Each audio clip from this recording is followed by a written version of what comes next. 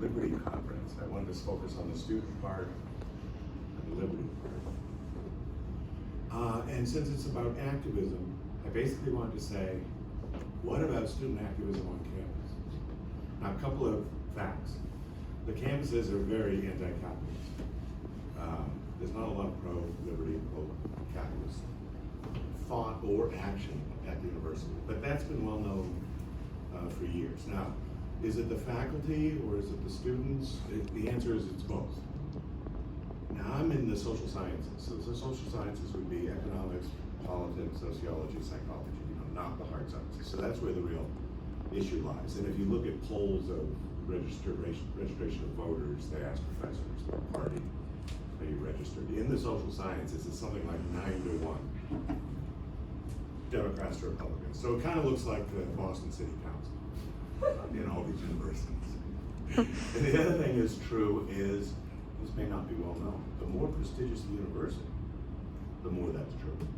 So the Ivy League schools are more imbalanced that way. So if there's any wondering as to why the general culture, which I think is true, is moving against liberty for most of the last 20 years, is because these elite institutions are producing thought leaders and future politicians, media people, even entrepreneurs, CEOs. They're in the business schools as well, these anti-capitalist views.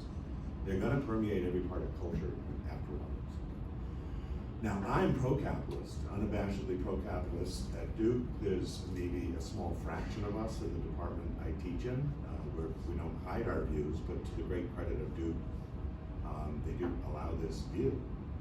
And just the 7 or 8 years now I've been teaching there, my experience has been, if I get 100 students, there's about 15% of them which are libertarian, or sometimes they'll call themselves conservatives, more rarely objectivists, followers of Ayn Rand.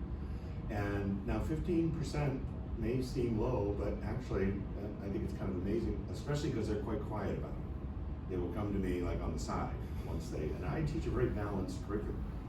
So it isn't obvious when I get up there that I might lean pro-capitalist. But since I give a balanced view, they're not even used to a balanced view. So if they hear any pro-capitalist stuff, they're listening. So 15% or so. Now the other thing I notice is I ask them, do you find that other professors or other students are most ostracizing you or marginalizing you or ridiculing you? Because they do report this. They're very quiet about their views. And most of them say other students, which is somewhat disturbing. If it was just professors, you might think, well, those are old line professors and eventually they're going to change and it'll change over time. No, it's not. And this is not just Duke. This is many universities have asked about. It's apparently not the professors. The professors, even though they may lean left, don't really hold it against students if they do, good work and good papers, even though they lean to the right. It's other students that are ridiculing them or marginalizing. So on the activism side, what do I advise them? I advise these students to not be so quiet. I advise them to be a little more courageous. I advise them to be a little more bold. You still have to be polite, but you have to be more educated and learned, and you have to do more homework than the general population among your peers, because you need to know their side, what we call it the left-wing socialist side, and the libertarian pro-capitalist side. You need to do twice the work that your colleagues are not doing. So now, that's a challenge, but I think it's a good thing. In a way, you're getting a more well-rounded education than these ones who just come in, they're already left-leaning, they go to courses that are left-leaning, they come out left-leaning, they have no clue why half the country might be conservative or semi-libertarian. They're shocked to discover, that someone might vote for Republicans. Campus activism. It used to be a lot easier to bring outside speakers to campus. It's not anymore, especially if the outside speakers come from a pro-capitalist position. They either never get there because they're resisted in advance. You have to get approval for these speakers, or once they get there, they try to shut down the event or they try to intimidate the speakers. So over time, unfortunately, there's been a diminution in that kind of thing. So it's been harder to get outside pro-capitalist voices onto the campuses. Therefore, the other thing I recommend to students is, and one of the reasons I'm here, is to affiliate with, as much as they can, student groups like Students for Liberty or Young Americans for Liberty there's others, Intercollegiate Studies Institute. I am here representing myself really as a senior fellow of the Atlas Society. So there are various libertarian, objectivist, conservative groups, mostly for students. I'm recommending that students go to these. And what you'll get is other professors from all over the country in a central place. So it's almost like you're kind of recreating a school setting that you don't quite have at your own school, but that you can get into in today's world of webinars and virtual presentations and things, becoming more and more professional looking as well.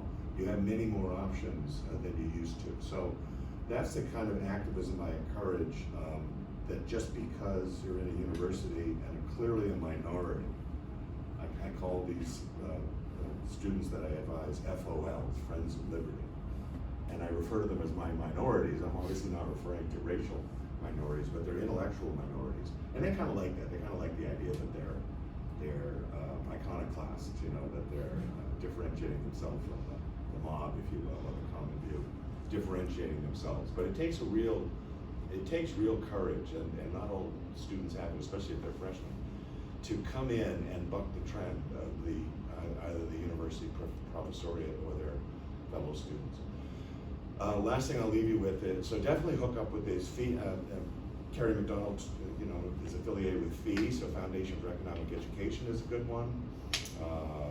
Liberty Fund is another good one. Institute for Humane Studies. So once you get connected to these groups, they usually cross-reference each other and refer to each other. I would heavily advise you get involved in these to get some alternative than what you get on campus. The other good thing that FEE has is something called, this is FEE now, Foundation for Economic Education.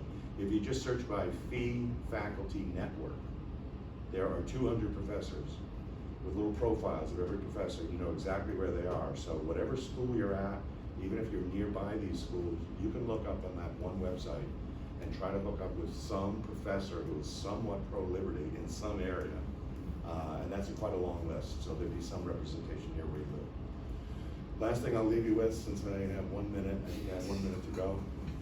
This will sound very old-fashioned, but one of the best activist things you can do is teach yourself. I myself, when I was 20 or so in 1979, I remember being in university and thinking there's not much pro-liberty, pro-American, pro-constitution, pro-capitalist stuff being taught, so I'm just going to read it on my own. And so I just asked people.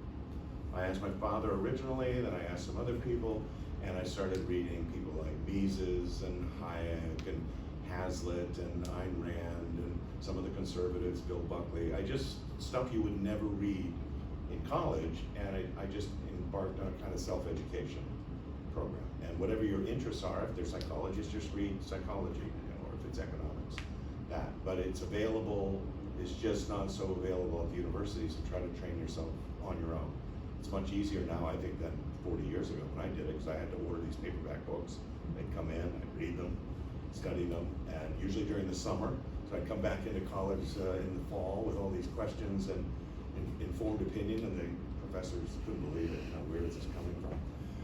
So that's it. I think activism on the, I'm really saying, I'm not a community activist, so I'm not giving you, on the street type activist advice, but these are the kind of things that I've been advising students at universities who are really under it, the kind of activist things they can do.